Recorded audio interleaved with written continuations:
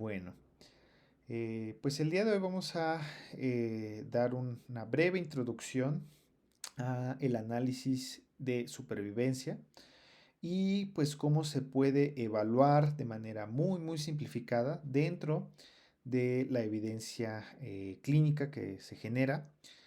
Y esto es importante porque cuando hablamos, y como lo vimos en nuestra clase pasada, de factores de riesgo y factores pronósticos, pues usualmente estamos hablando de un riesgo o un pronóstico que finalmente se traduce a la probabilidad de desarrollar un desenlace en el futuro, pero cuando evaluamos supervivencia, pues estamos evaluando pues un aspecto contrario, es decir, la probabilidad de no desarrollar el evento, y me va a hablar un poco de cuánto es el tiempo para que se desarrolle cierto evento en el seguimiento, ¿no?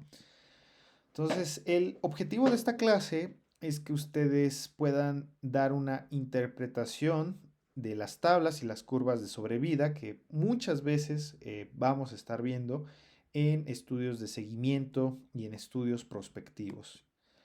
Entonces, voy a platicarles un poco de la historia de cómo surgen las famosísimas curvas de supervivencia y por qué es importante pues tener un poco este contexto, unas definiciones básicas de supervivencia, cómo se pueden visualizar los datos que se traducen a cómo visualizar la supervivencia.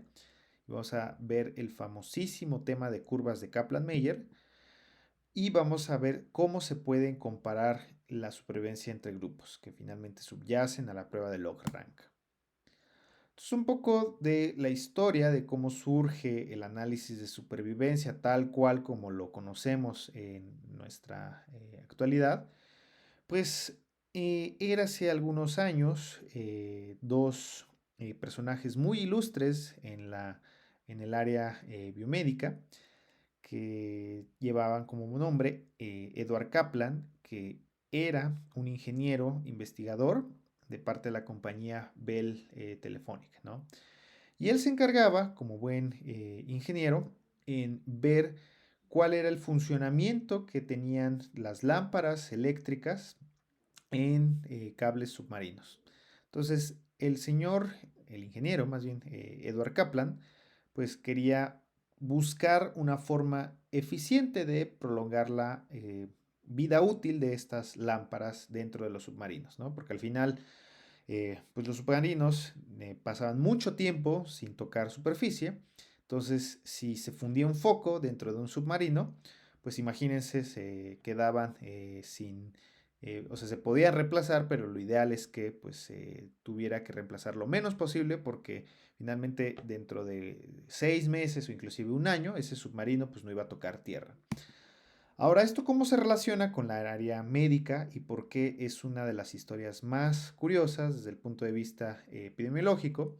Porque Edward Kaplan tenía un compañero de universidad que era Paul Meyer.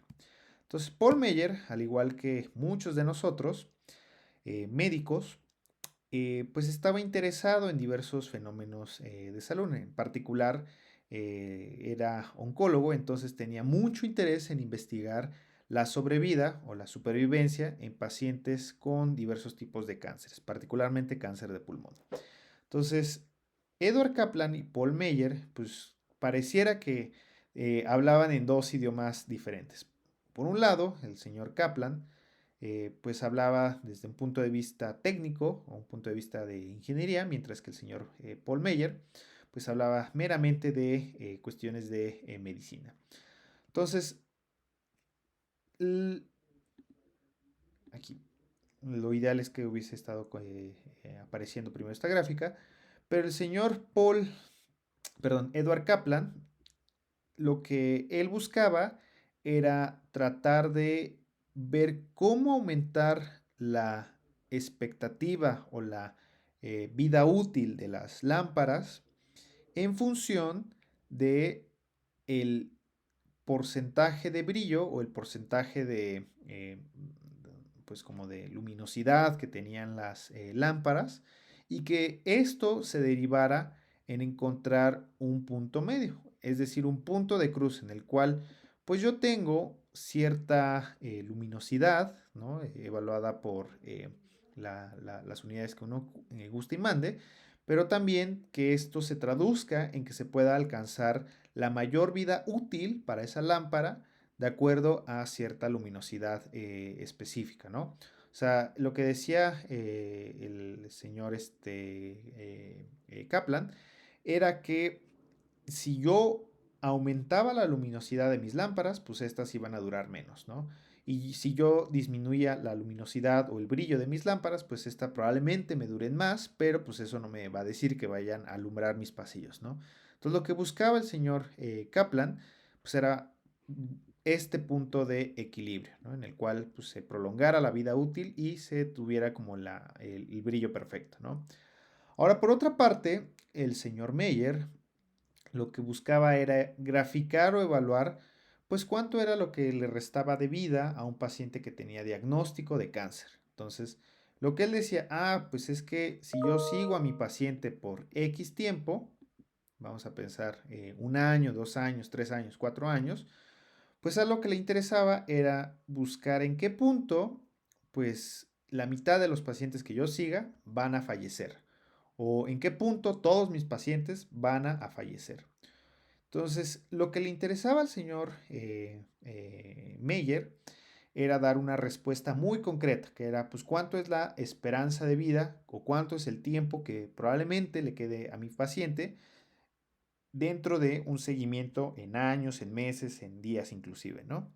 Entonces, lo que buscaron estos dos señores, tanto el señor Kaplan como el señor Meyer, era unificarlos en una forma representativa de evaluar pues la supervivencia en función de cuánto se está dando un evento, ¿no?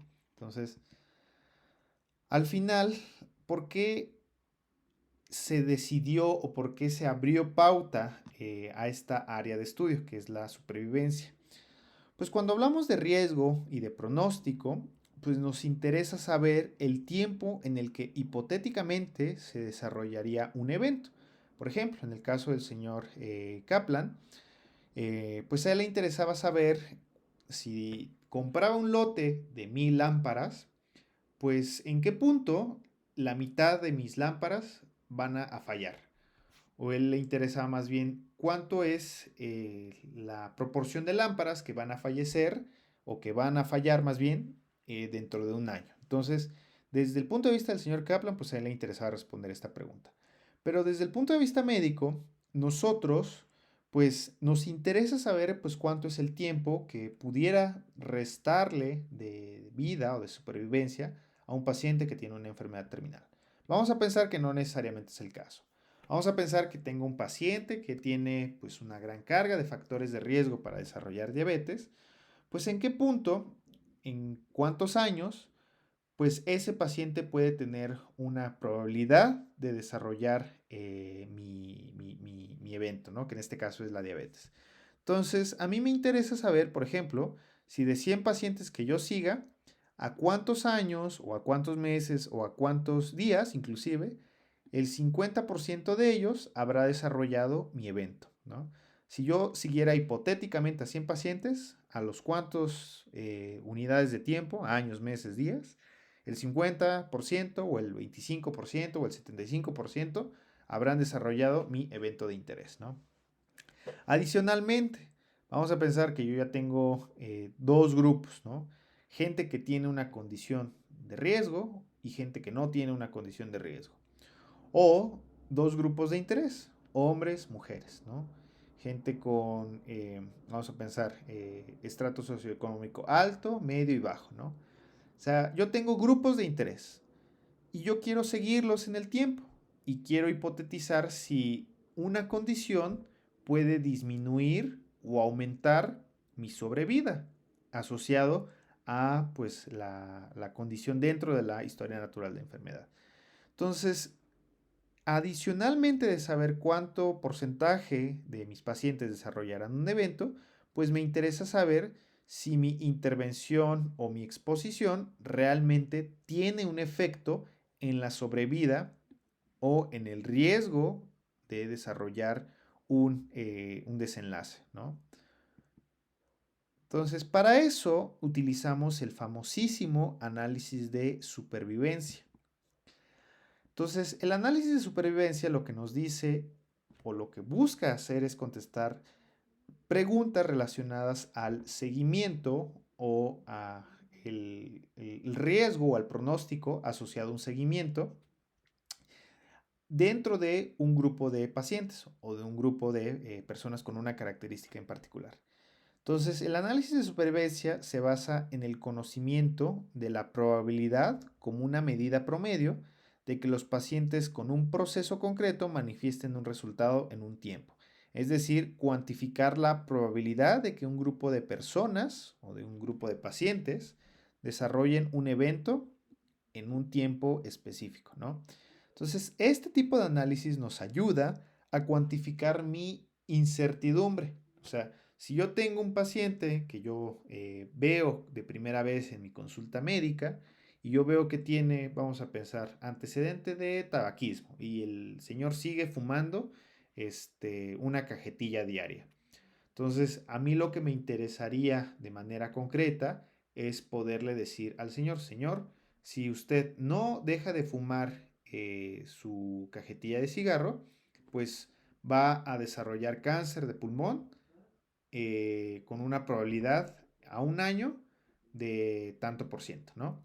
Entonces, esto me permite cuantificar la incertidumbre en el futuro en función de la evidencia que se genera en los estudios. Y existen métodos para representar la información de manera visual del tiempo medio hasta que se produce un resultado, ¿no? En cualquier momento durante el curso de una enfermedad, que son las famosísimas curvas de Kaplan-Meier. Entonces, el conocimiento, el entendimiento del análisis de supervivencia me va a permitir interpretar la información relacionada a un riesgo o un factor pronóstico y poder cuantificar esta incertidumbre en el ámbito médico. Entonces aquí, pues, como toda parte desde el punto de vista estadístico, pues no necesariamente es exacto, ¿no? Entonces, aquí les pongo una infografía, bueno, una foto donde pues está el señor, la señora muerte, y te dice, tu tiempo esperado de sobrevida que te queda es de 31 años, ¿no? Y aquí con un asterisco, y puedes equivocarte con un error de más o menos 30 años, ¿no? O sea, te puedes equivocar hasta más de 30 años, o sea, te quedan 61 años de vida, o te puedes equivocar por menos de 30 años, o sea, te queda un año de vida, ¿no? Entonces aquí te dices, pues muchas gracias por la información, eso pues creo que no me ayuda mucho para reducir mi incertidumbre, ¿no? Entonces, también hay que entender que los análisis de supervivencia no son perfectos. Entonces, hay que también comprender cuáles son las potenciales limitaciones de interpretar los diversos análisis de supervivencia que hay en la literatura. Entonces, ¿qué es lo que me interesa medir? Lo más importante, el tiempo al evento. Es decir, el tiempo que yo como paciente podría tener para desarrollar un evento de interés. Entonces, lo que buscamos evaluar con el análisis de supervivencia es el tiempo al que se desarrolle un evento en específico. Entonces, aquí algo que hay que aclarar es que el tiempo es relativo. Así como el riesgo es relativo, pues el tiempo también es relativo. Porque no es lo mismo hablar, pues, de, vamos a pensar, años,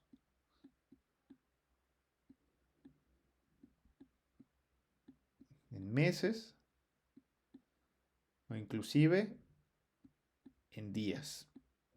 O sea, finalmente, si yo digo, pues yo tengo un riesgo a un año, ¿no? Pues alguien podría decir, no, pues el riesgo a un año es de tanto, ¿no? Pero si yo transformo mis unidades a meses, pues se va a traducir, pues tengo un riesgo de tanto por ciento a 12 meses. Y yo puedo tener un riesgo de tanto por ciento a 365 días, ¿no? O sea, como para homogeneizar.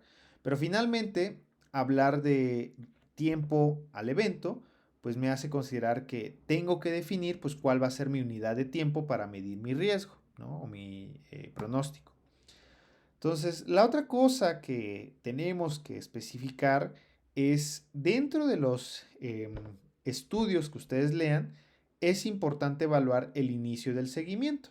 Y de ahí que es importante incluir a pacientes que pues tengan un punto central o un punto cero dentro de la enfermedad a estudiar, ¿no? O del evento a evaluar. Por ejemplo, en un ensayo clínico, la fecha de aleatorización representa el tiempo cero o el tiempo de inicio de mi exposición.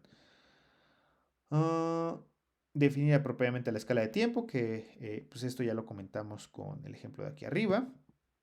Si voy a hablar de días, meses o años. Y sobre todo, definir apropiadamente el evento. O sea, qué es lo que busco evaluar al seguimiento. Y esto es importante porque cuando hablamos de supervivencia, pues hablamos de que hay un tiempo libre de mi evento. O sea, hay un tiempo en el cual mis pacientes no van a desarrollar un evento. O al contrario, puedo hablar de un tiempo en el cual mis pacientes van a desarrollar un evento, ¿no? Y esto no es lo mismo de la supervivencia libre de progresión, que es otro concepto que vamos a hablar en otra clase, pero que finalmente aquí lo que buscamos es evaluar la supervivencia, es decir, el tiempo que me queda para desarrollar un evento, o al revés, el tiempo que me queda para desarrollar un evento. Entonces, la supervivencia me va a tratar de definir cuánto es el tiempo que yo voy a tener para desarrollar un evento o la ausencia de ese evento. Ahora, cuando hablamos de seguimientos, cuando hablamos de pacientes que se van a seguir por un determinado tiempo en los estudios o incluso en mi práctica clínica, pues estoy hablando de dos momentos en el tiempo. O sea, y esto creo que ya lo habíamos visto en los estudios de corte. O sea, tengo un tiempo cero en el cual pues yo empiezo a seguir a mis pacientes y yo los evalúo en otro momento en específico del tiempo. ¿Ok? Entonces aquí pues tengo mi punto cero y mi punto uno. Entonces vamos a pensar que tengo un paciente que pues está relativamente o que está aparentemente sano y yo quiero evaluarlo dentro de un año. Entonces aquí vamos a esquematizar como la continuación de la línea. Y tengo de dos sopas. Que el paciente, que aquí vamos a poner el caso uno, cuando yo le evalúe en el periodo 1 o al año de seguimiento, haya desarrollado mi evento. O sea, no necesariamente que lo haya desarrollado antes o después, sino que al momento de que yo estoy evaluando al año, pues ya se conozca con la enfermedad o que ya alguien o algún doctor se lo haya diagnosticado o que finalmente yo en ese momento le aplico una prueba para diagnosticarle la diabetes. Entonces, en ese punto, pues yo los estoy agarrando. Está el caso 2 de un paciente que igual yo recluté o yo seguí en mi clínica y después lo perdí. O sea, no sé qué pasó con ese paciente. O sea, al final ya nunca regresó y potencialmente pues se perdió por X o Y razón. Entonces, tengo mi tercer caso en el cual pues un paciente,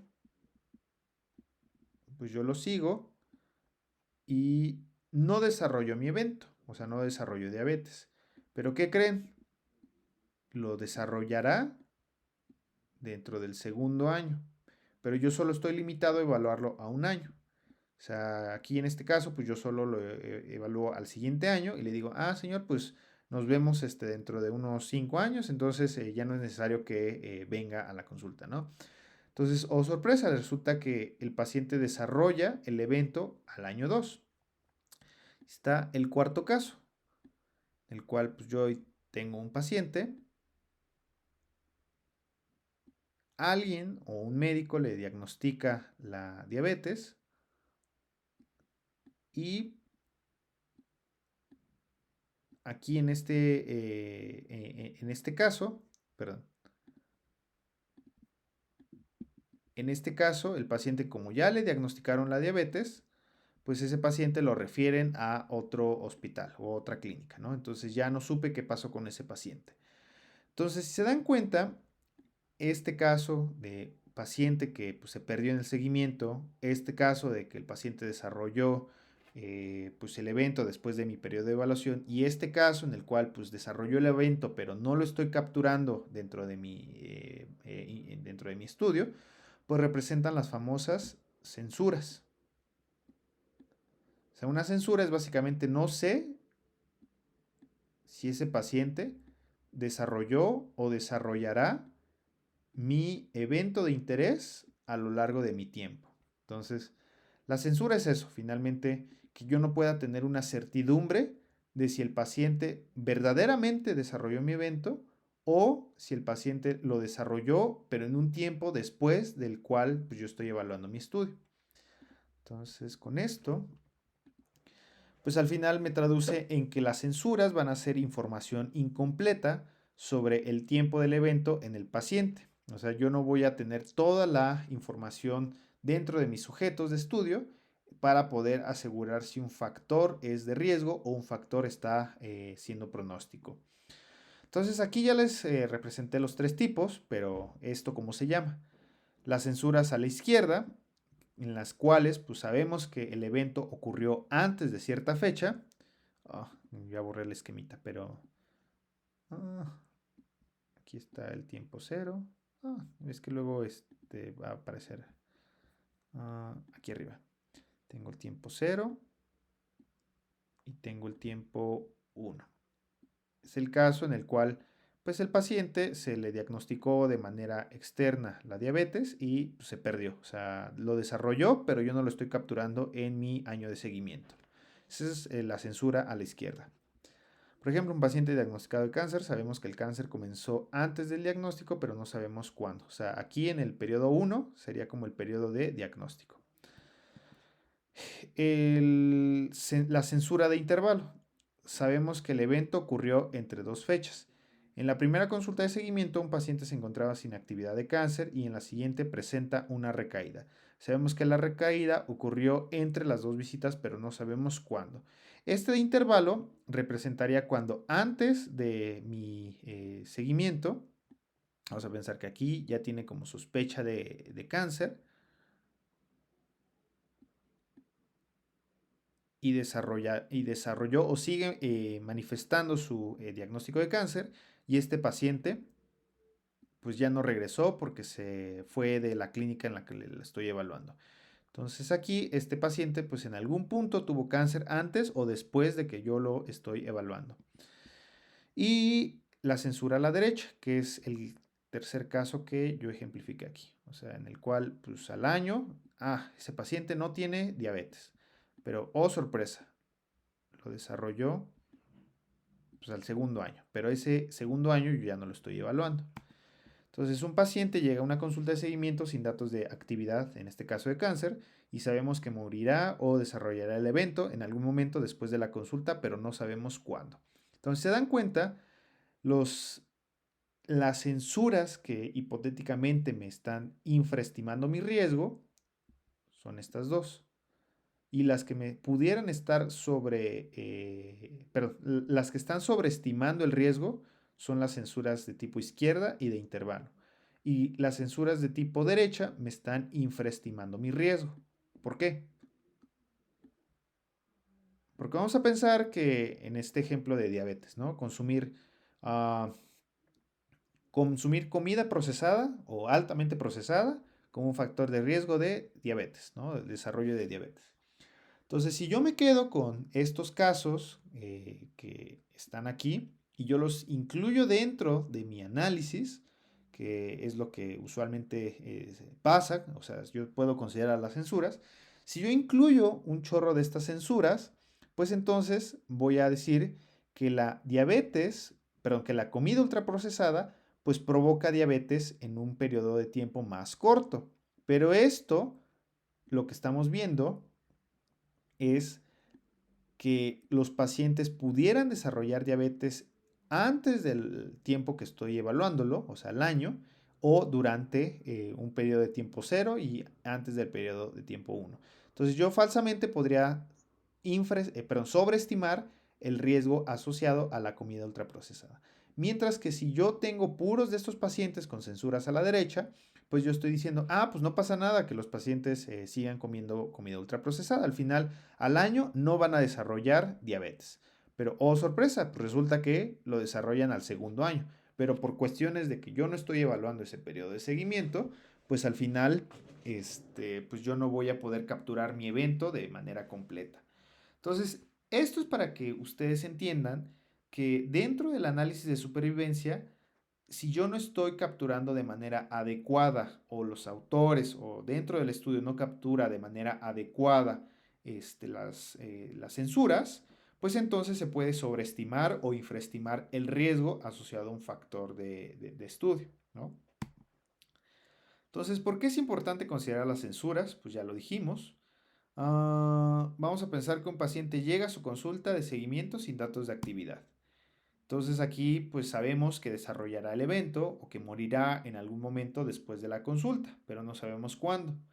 Entonces aquí pues yo les puse los tres tipos de censuras. La de tipo uno, duración determinada del estudio. La de tipo 2, todos los pacientes se censuran después de cierto número de eventos. O sea, esta es la censura a la derecha. Duración tipo uno pues es el de la censura a la izquierda. Y la de tipo aleatorio. Puede ocurrir en cualquier momento, ¿no? Que esta es la de intervalo.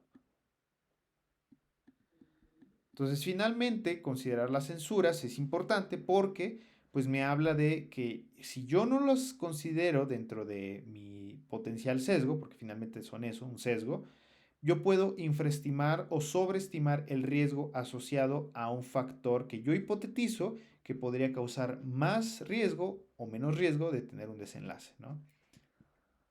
Entonces, dentro del análisis de supervivencia hay que hacer ciertas suposiciones. Ya vimos el concepto de censura, ahora ya vamos a poder integrar todo esto en el entendimiento del análisis de supervivencia. Pero antes de poder interpretarlo hay que considerar ciertas consideraciones. La primera de ellas es que las personas que se retiran del estudio, ya sea por censura de cualquier tipo, tienen o deben de tener un destino parecido a los que se quedan. Es decir, que los pacientes que pues tienen censuras desde déjenme ver dónde se les puse el- o sea que estas censuras me representan potenciales desenlaces asociados a la enfermedad. O sea que el que desarrolló diabetes fue porque la desarrolló porque estaba consumiendo comida ultraprocesada y pensando que ese es nuestro factor de riesgo, ¿no? Pero pensando que esta persona que tiene diabetes, a esta persona le va a ocurrir relativamente lo mismo. Y que a esta persona le va a ocurrir relativamente lo mismo. O sea, que dentro de la fisiopatología, o sea, todos tengan un destino similar si yo hipotetizo que mi consumo de comida ultraprocesada está asociado a un factor de riesgo. Ah, Censura, esto se llama censura no informativa y el tiempo de censura y el tiempo de supervivencia son independientes. El periodo de tiempo durante el cual una persona entra en el estudio no tiene efecto independiente en la respuesta. Es decir, cuando una persona que yo ingreso a mi estudio de seguimiento, pues al momento de que yo lo ingreso, ya sea como en algún periodo de la enfermedad, pues que yo lo ingrese a mi estudio no va a alterar la respuesta esperada en el desenlace. O sea, si yo tengo pacientes que, vamos a pensar, tienen, y yo hipotetizo que el consumo de comidas ultraprocesadas está asociado al riesgo de diabetes, pues yo hipotetizo que, pues, dentro de cierto tiempo a esos pacientes les va a dar diabetes. Entonces aquí yo incluyo pacientes, vamos a pensar en un tiempo cero, ¿no? O sea que finalmente todos, así como hermanitos, o sea, tiendan a desarrollar diabetes al mismo momento, o sea, tiendan a desarrollar la diabetes en algún punto de acuerdo a la fisiopatología de la enfermedad. Pero que esto, o sea, que yo los involucre en el tiempo cero, no necesariamente esté asociado a que los pacientes desarrollen con más riesgo o con menor riesgo mi evento, en este caso la diabetes, solo por el hecho de estarlos observando. O sea, como el famosísimo efecto Hawthorne que habíamos hablado cuando evaluamos sesgos. Y finalmente, que el riesgo asociado a que un grupo vaya falleciendo o desarrollando el evento en el tiempo debe mantenerse proporcional. Es decir, que el riesgo se mantenga constante en el tiempo. O sea, por ejemplo, si yo tengo un paciente que está consumiendo comida ultraprocesada, que su riesgo de desarrollar diabetes pues se mantenga constante, o sea, que tenga la misma probabilidad al año, a los 2 años, a los 3 años, etc., etc. O sea, que no cambie la asociación que hay y que vamos a pensar, después de 3 años, ese riesgo ya no está presente. O sea, en estos casos, el análisis de supervivencia tiene ciertos errores y fallas. Vamos a verlo más adelante con las curvas de Kaplan-Meier.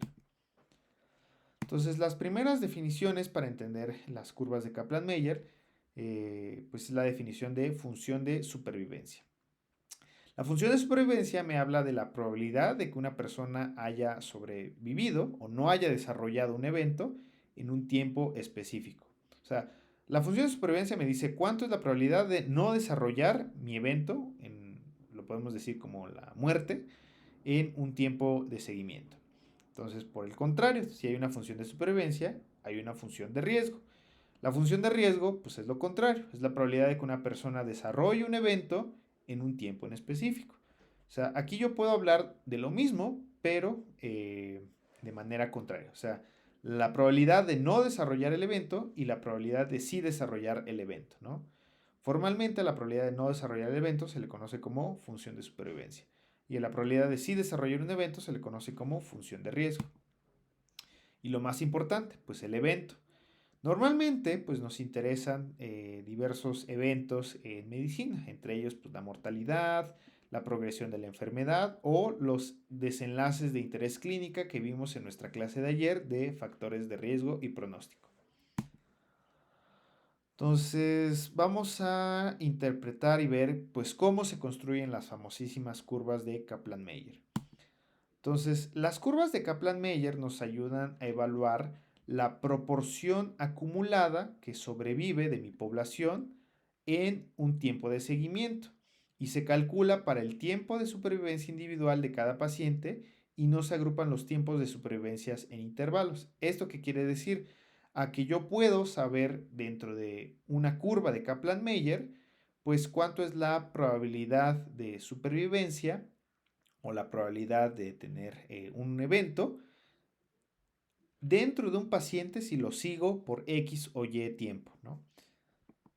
Entonces, la probabilidad de morir se calcula para cada muerte o para cada evento que se desarrolle en mi población de estudio.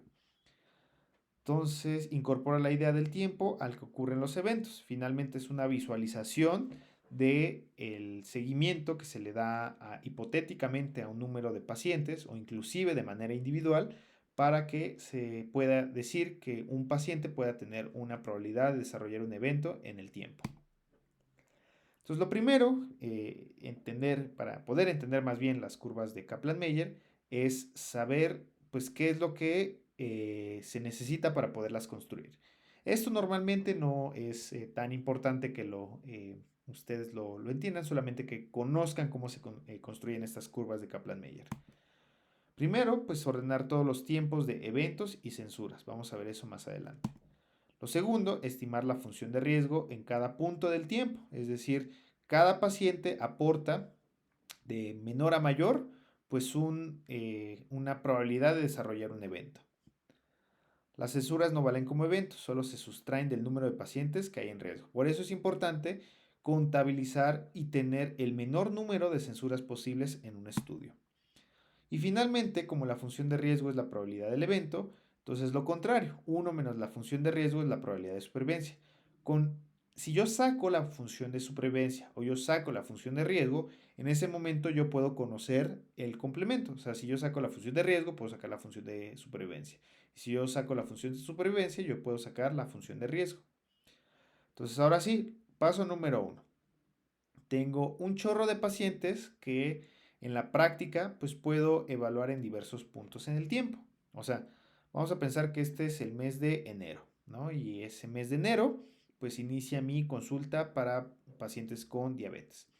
Entonces, en el mes de enero pues yo recluté dos pacientes, ¿no?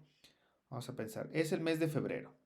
Yo recluté dos pacientes. Es el mes de marzo. Yo recluté un paciente nada más. Entonces, si yo los empiezo a seguir de manera consecutiva en mi consulta, y yo los cito a los 3, 6, 5, a los meses que yo quiera, y yo lo evalúo en una segunda consulta, y yo veo, ese paciente desarrolló o no desarrolló mi evento. O sea, al final cada paciente va a tener un seguimiento relativamente diferente. Entonces, lo primero es entender que los pacientes pueden llegar a tener seguimientos en tiempos diferentes. Entonces, lo primero que me dice los pasos para armar una gráfica de Kaplan-Meier es ordenar estos tiempos a un punto cero. O sea, finalmente aquí todos estos tiempos los recorro hacia la izquierda, si se dan cuenta. O sea, este paciente, pues ahora yo lo recorro a la izquierda. Este paciente lo recorro a la izquierda. Todos de manera general para definir un punto cero hipotético. O sea, se dan cuenta aquí, este paciente tuvo un seguimiento de 42 meses. Este paciente tuvo un seguimiento de 18 meses. Este paciente tuvo un seguimiento de 6 meses. Y aquí tengo a manera de cruces, pues quien sí desarrolló el evento y a manera de círculos, quien no desarrolló el evento, ¿no? Entonces ya ordené los tiempos de seguimiento. El tercer paso es dentro de este paso de poner un punto cero de seguimiento, el tercer paso es ordenar los tiempos de seguimiento del menor a mayor. Es decir, el paciente 3, como tuvo el menor tiempo de seguimiento, pues se le ordena hasta arriba. Y el paciente 5, como tuvo el mayor tiempo de seguimiento, se le ordena hasta abajo. Y las curvas de Kaplan-Meier lo que nos dicen es, pues tú ya tienes este tiempo ordenado de acuerdo a si desarrolló o no desarrolló el evento. Entonces ahora vamos a delimitar la línea, ¿no? Entonces aquí es como si pasara una línea. Aquí un paciente falleció, este paciente aportó y este paciente lo seguiste y así hasta el último paciente. Entonces así puedo sacar mi famosísima curva de supervivencia.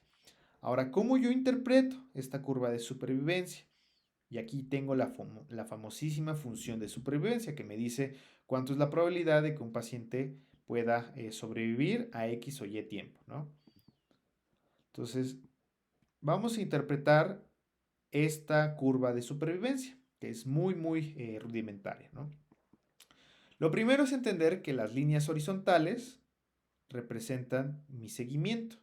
O sea, esta línea horizontal es seguimiento. Esta línea horizontal es seguimiento. Las líneas horizontales son el seguimiento. La línea horizontal es el seguimiento, ¿no? Entonces, cuando veamos dentro de una curva de supervivencia, pues podemos evaluar las líneas horizontales como el seguimiento. Los escalones o mis líneas verticales representan pues en qué punto dentro de mi población se desarrolló el evento. Entonces aquí hubo un evento, vamos a ponerlo con otro color.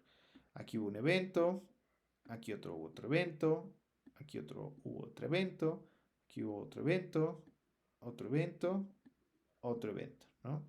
Entonces tengo 1, 2, 3, 4, 5, 6. 6 escalones hacia abajo, ¿no? Entonces, aquí yo puedo decir que como tengo 6 líneas verticales o escalones hacia abajo, pues tengo 6 eventos, ¿no? Entonces, vamos a pensar que, y finalmente los cruces o los puntos que se encuentran aquí, estos representan las censuras. O sea, yo no sé qué le pasó a ese paciente y por ende, en ese punto del tiempo se perdió. Entonces vamos a pensar que esta es una gráfica de 10 pacientes. Yo al inicio de mi estudio tengo 10 pacientes. Entonces de esos 10 pacientes, vamos a pensar que los 10 al mes 5, pues se encontraban todos libres de la enfermedad. Pero al mes 5, a un genio o a un paciente se le ocurrió desarrollar mi evento. Entonces, ahora me quedo con 9 pacientes. Entonces, yo lo sigo. Y al mes vamos a pensar 5.5 o antes del sexto mes, otro paciente desarrolló mi evento. Entonces, tengo 8 pacientes. Entonces, dentro del seguimiento, pues aquí hubo un paciente que se perdió. O sea, menos 1, un paciente que se perdió, me quedan 7 pacientes. Entonces, 7 pacientes seguían vivos o no desarrollaron mi evento a los 6 meses de seguimiento. Entonces, yo puedo seguir la línea. ¿Y qué pasó después del mes 12? Vamos a pensar que este es el mes 13. Al mes 13, pues otro paciente desarrolló mi evento. Entonces, me quedan 6 pacientes. Entonces, luego de que el sexto paciente le dio el evento, pues otro paciente desarrolló el evento. Entonces me quedé con 5 pacientes. Entonces esos 5 pacientes, pues al final representan pues la mitad de mis 10 pacientes, ¿no? O sea, aquí ya puedo decir que de 10 pacientes que originalmente tenía, pues 5 pacientes, o sea, la mitad, que es justamente donde coincide la mitad de la curva de supervivencia, o sea, la mitad desarrolló mi evento a partir del mes, vamos a pensar que este es el 14º, ¿no? Entonces, 5 pacientes me quedan a los 14 meses. Los sigo en el tiempo y a los 28 meses otro paciente desarrolló mi evento. Entonces me quedo con 4. Después sigo a estos 4 pacientes, se perdió uno, me quedan 3. Y después a los 42 meses me quedan 2 pacientes. Y después de esos 42 meses ya no tengo más pacientes al seguimiento. Entonces con esto yo puedo evaluar dos cosas. O sea, la supervivencia, el 50% de mis pacientes, en qué momento del tiempo van a desarrollar el evento, el 50% de ellos. Y lo más importante, la supervivencia final dentro de mi curva. O sea, en este punto, a los 42 meses, que es el último escaloncito que se dio, ¿cuánto es la esperanza de supervivencia a ese tiempo? O sea, vamos a pensar que estos son pacientes con cáncer, ¿no? O sea, si yo siguiera hipotéticamente y con esta gráfica, y por eso es muy útil, si yo siguiera hipotéticamente a 10 pacientes, a los 42 meses me quedaría con 2. Es decir, que la probabilidad de sobrevivir a 42 meses es del 20%. Aquí vamos a pensar que yo quiero saber la probabilidad de supervivencia o la mitad de mis pacientes en qué momento van a fallecer. Pues yo puedo aquí extrapolar la línea en el punto en el que cruce el 50%. Y yo puedo decir, si yo siguiera hipotéticamente a 10 pacientes, la mitad de ellos va a fallecer a los 14 meses, ¿no? Entonces, yo puedo decir cuánto es la supervivencia o cuánto es como la supervivencia a un año, ¿no? Que eso es algo que pues también, oiga, y en un año, ¿cuánto es mi probabilidad de que yo pueda sobrevivir? De acuerdo a esta gráfica, pues del 80%, ¿no? Entonces, ¿se dan cuenta cómo estas curvas de Kaplan-Meier me ayudan a cuantificar de manera más creíble o de manera más certera mi incertidumbre con respecto a mis desenlaces? Entonces, vamos a ver ya un ejemplo final para ya terminar de redondear esta clase. Pues ya cuando ustedes vean una curva de Kaplan-Meier en un artículo X o Y, que ustedes gusten y manden, pues lo más importante es identificar pues el título, o sea, el desenlace que se está evaluando dentro de esa curva de Kaplan-Meier. Y dentro de eso, pues identificar cuál es el eje de la gráfica. O sea, va a sonar muy, muy absurdo, pero pues este es el eje de las X que me evalúa el tiempo y este es el eje de la Y que me puede evaluar tanto la función de supervivencia o la función de riesgo, que, insisto, son complementos. Entonces tengo que evaluar el eje de interés y dentro del eje de la Y, pues la probabilidad de supervivencia en un tiempo específico, ¿no? Aquí el tiempo pues está en meses, pero bien podría estar en años o en días y esto pues obviamente va a alargar la curva de Kaplan-Meier. Entonces lo segundo es identificar dentro de una curva de Kaplan-Meier pues cuáles son los escalones y cuáles son las líneas y sobre todo y pues, cuáles son mis censuras, es decir, cuáles son mis tachecitos. Entonces, para eso, pues partimos de un número de participantes y un número de personas censuradas que pues usualmente no se contabilizan dentro de los escalones, porque finalmente eso me habla de que esos pacientes no están contemplados al final de mi seguimiento. Y finalmente la probabilidad a cierto tiempo y yo puedo sacar también la mediana de supervivencia. O sea, en qué punto la mitad de mis pacientes van a desarrollar mi evento. Ah, no, esto no tendría que mostrarse. A ver, denme un segundito.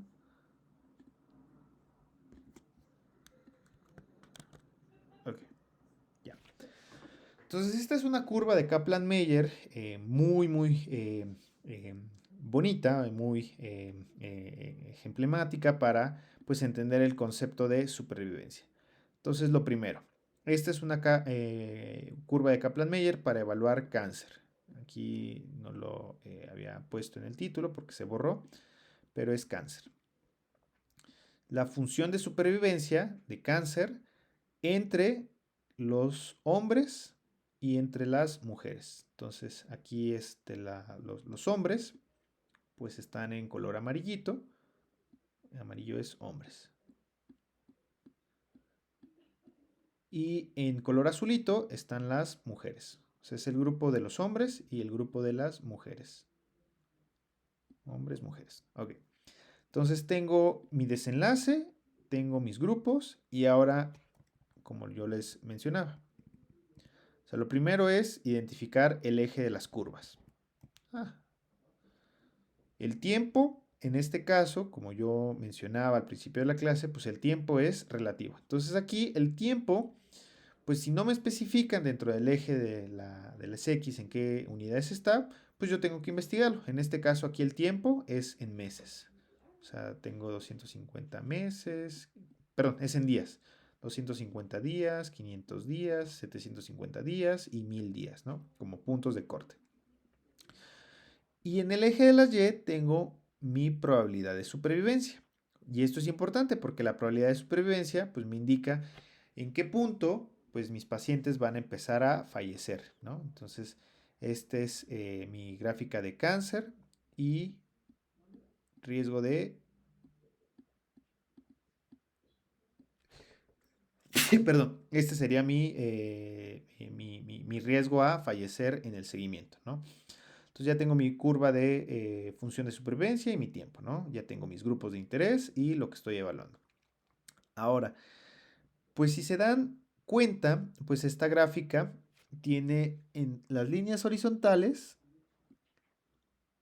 están muy reducidas, porque aquí al final del día yo tengo muchos pacientes dentro de esta curva, ¿no? Entonces aquí se dan cuenta como los escaloncitos pues están pequeños.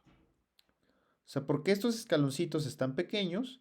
Porque al final del día, pues yo tengo más pacientes. Mientras más pacientes tenga o mientras más sujetos haya incluido dentro de mi análisis de supervivencia, los escaloncitos van a ser más pequeños, ¿no? Ahora, si se dan cuenta y le hacen zoom, pueden ver aquí los tachecitos. Estos tachecitos representan las famosísimas censuras, ¿no? Que nos indican en qué punto pues empezaron a perder los pacientes, ¿no? Que se puede interpretar como un potencial sesgo. Ok, entonces ya tenemos identificado mis líneas horizontales y mis escaloncitos, ¿no? Ahora, de manera muy abstracta y muy ejemplimática, yo puedo saber dentro de mi total de pacientes, vamos a pensar, aquí se los ejemplifico en otro color, dentro del total de pacientes a mí me interesan saber, por ejemplo, puntos clave. Uno de ellos es la mediana de sobrevida, que nos dice al cuánto tiempo la mitad de mis pacientes dentro de un grupo u otro van a fallecer. Entonces aquí yo inicio que todos es como una barrita vamos a pensar, una barrita de batería en el celular. Yo inicio con el 100% de mi batería, ¿no? Al inicio del día. A mí me interesaría saber en qué punto del tiempo mi batería va a disminuir a un 50%. O en este caso, en qué punto del tiempo la mitad de mis pacientes van a fallecer. Entonces, si yo extrapolo esta línea hacia donde toca mi curva de supervivencia en el caso de los hombres, pues yo puedo ver que aquí el tiempo de sobrevida es un poco más de 250 días, ¿no? Mientras que si yo sigo extrapolando ahora esta curva en el punto en el que toque la línea horizontal al grupo de las mujeres, pues veo que mi tiempo es mayor. Vamos a redondearlo, ¿no? Este es 260. Vamos a pensar que es como el número más cercano, 260.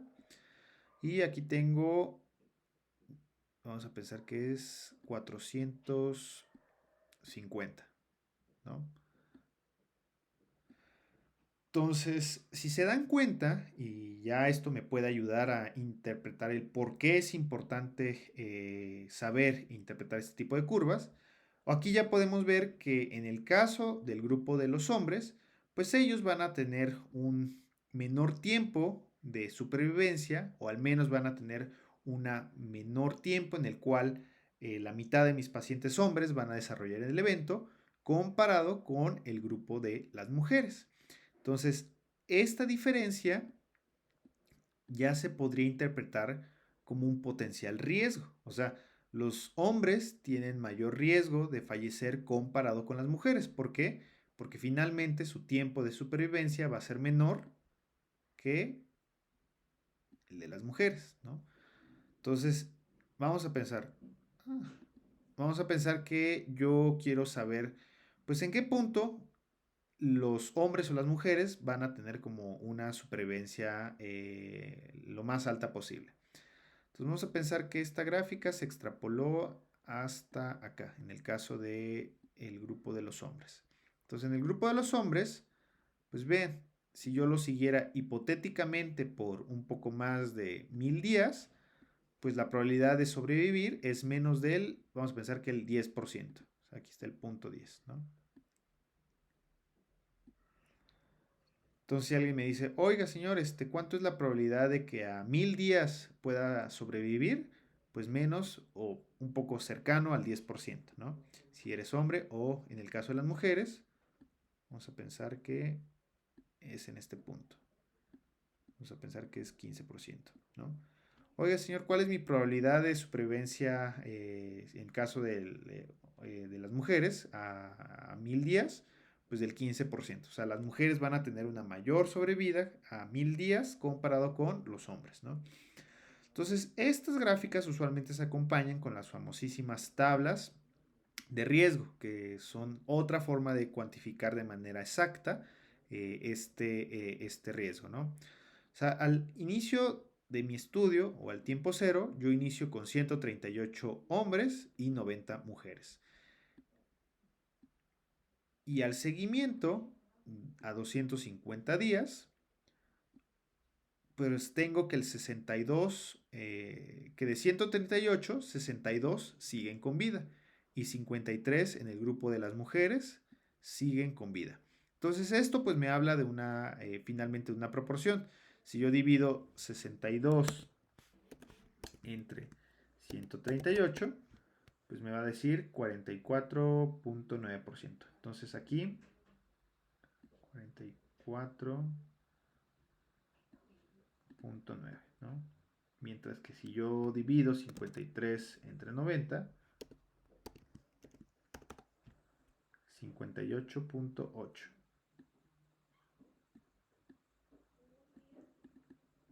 58.8.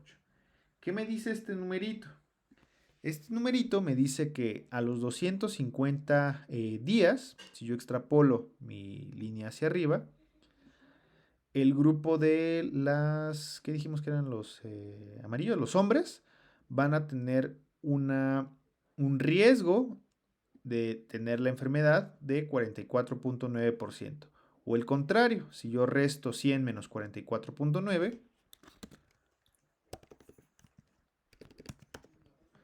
me va a dar el número de 55.1, que es este punto donde se encuentra la curva. Es decir, que a 250 días voy a tener o 44.9% de riesgo de desarrollar el evento o 55.1 por ciento de riesgo, perdón, de probabilidad de no desarrollar mi evento. Y en el caso de las mujeres, que están aquí en color azulito, si yo extrapolo la línea hasta arriba, vamos a pensar hasta aquí arriba, pues igual, me habla de la probabilidad de desarrollar mi evento o la probabilidad de supervivencia en ese punto específico del tiempo, ¿no? Entonces, normalmente con las curvas de supervivencia, pues se acompaña un intervalo. O sea, es esta manchita azul que se encuentra alrededor de la gráfica. Y esta manchita azul es el famosísimo intervalo de confianza. Los intervalos de confianza nos dicen que si yo hipotéticamente repitiera 100 veces ese experimento, pues dónde se encontraría o dónde se podría encontrar mi curva de sobrevida, ¿no? O mi curva de supervivencia. Entonces los intervalos de confianza nos ayudan a evaluar con mayor certidumbre la función de supervivencia. Y como pueden ver aquí, y con este ejemplo ya resumido, pues los hombres van a tener menor supervivencia que las mujeres. O por otra parte, las mujeres van a tener mayor supervivencia a cáncer que los hombres. Ahora, uno podría pensar, bueno, ¿y qué tal si las curvas de supervivencia, pues ya veo visualmente que son diferentes? O sea, veo que las mujeres van a tener mayor supervivencia que los hombres, ¿no? Y que los hombres van a tener menor supervivencia que las mujeres, ¿no? Entonces, ¿yo cómo compruebo esto? ¿Y yo cómo puedo estadísticamente hablar de que si estas curvas sí se separan entre sí? Entonces, ya por último, pues yo cómo puedo comparar la supervivencia entre dos o más grupos, con la famosísima prueba de log-rank, que es una de las muchas pruebas para evaluar diferencias entre supervivencias. Pero finalmente, la prueba de log-rank me ayuda a decir con significancia estadística si mis curvas se están separando o no. Y entonces, si estoy hablando de una prueba de hipótesis, aquí pues tengo que evaluar mis dos hipótesis a contrastar, mi hipótesis nula y mi hipótesis alterna. Mi hipótesis nula me dice que las curvas entre dos grupos, esto es como un ejemplo de curva, son iguales. Y la hipótesis alterna me dice que las curvas de supervivencia son diferentes entre dos grupos. Esta es como la curva del grupo 2 y esta es la curva del grupo 1. Entonces, curva del grupo 1, curva del grupo 2, ¿no? Entonces, lo que me dice mi hipótesis nula es que las curvas son iguales y mi hipótesis alterna es que mis curvas son diferentes. Para saber cuál de las dos hipótesis me quedo, pues aplico una prueba de log-rank y al final la prueba de log-rank me da un valor P. Acuérdense que el valor P, pues hay de dos sopas. Que esté por debajo de un umbral de significancia estadística que normalmente es a 0.5, perdón, 0.05, o que esté por arriba de 0.05. O sea, es como mi regla de decisión para que yo determine con cuál de las dos hipótesis me quedo. Si el valor P está por debajo del 0.05, entonces yo rechazo mi hipótesis nula. O sea, yo rechazo mi hipótesis nula. Y como yo rechazo mi hipótesis nula, entonces me quedo con mi hipótesis alterna, que dice que mis curvas de supervivencia son diferentes entre sí. Esto es un diferente, ¿no? O sea que son diferentes entre sí. Y si mi valor P hubiese sido mayor a 0.05, entonces fallo en rechazar mi hipótesis nula. Cuando digo fallo en rechazar es como cuando pues no tenemos algo más con que cambiarla. Entonces como fallo en rechazar, fallo en cambiarlo por otra cosa, entonces al final me quedo con mi hipótesis nula. ¿Y qué decía la hipótesis nula? Que las curvas de supervivencia son iguales entre sí. Entonces, las pruebas de hipótesis, y en este caso la prueba de log-rank, me va a ayudar a saber si estadísticamente puedo decir si las dos curvas son diferentes entre sí. Entonces, ya con esto, cada vez que vean una curva de supervivencia, ustedes pueden extraer información vital. Información vital en el sentido de que ustedes pueden saber en base, por ejemplo, a este estudio, en qué punto mi paciente o mis pacientes, si yo los siguiera por cierto tiempo, la mitad de ellos va a fallecer. Vamos a pensar que yo quiero decirle a mi paciente, oiga señor, a 3 años su esperanza de vida o a 500 días su esperanza de vida es de tanto por ciento. O su probabilidad de desarrollar el evento o de no desarrollar el evento es a tanto tiempo.